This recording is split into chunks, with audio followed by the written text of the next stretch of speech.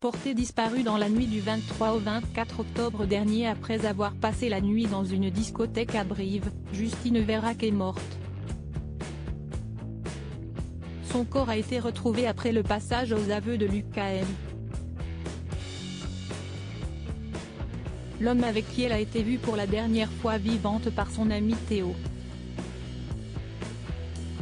L'agriculteur de 21 ans avait indiqué avoir violé sous contrainte, avant de se rétracter et d'évoquer un rapport consenti, tué et enterré le corps de la jeune femme non loin de la ferme familiale dans laquelle il travaille.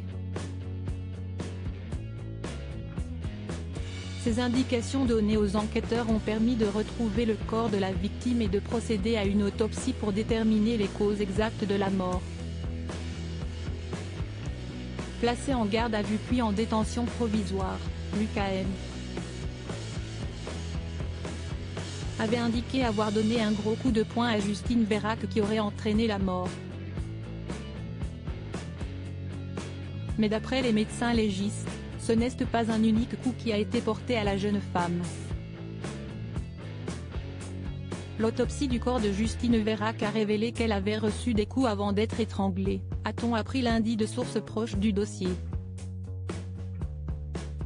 Les résultats des analyses destinées à savoir si la victime a été droguée ne sont pas encore connus. Lors de la soirée passée dans une boîte de nuit de Brive-la-Gaillarde, Justine a indiqué à son ami Théo que son champagne avait un drôle de goût, supposant qu'elle avait été droguée. Pour l'instant, les résultats des analyses toxicologiques ne sont pas connus et n'ont pas fermement déterminé une quelconque contamination au GHB.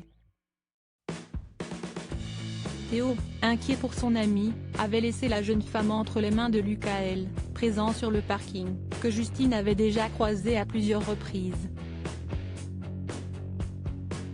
D'après plusieurs témoignages de ses proches, Lucas L.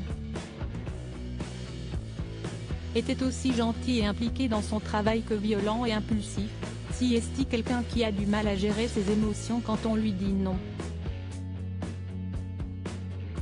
Quand il joue au foot lorsqu'il perd un match, il peut se mettre en colère jusqu'à tabasser des joueurs de l'équipe adverse, a affirmé l'une de ses amies.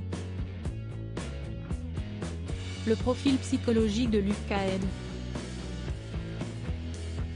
reste lui aussi à déterminer. Lucas L.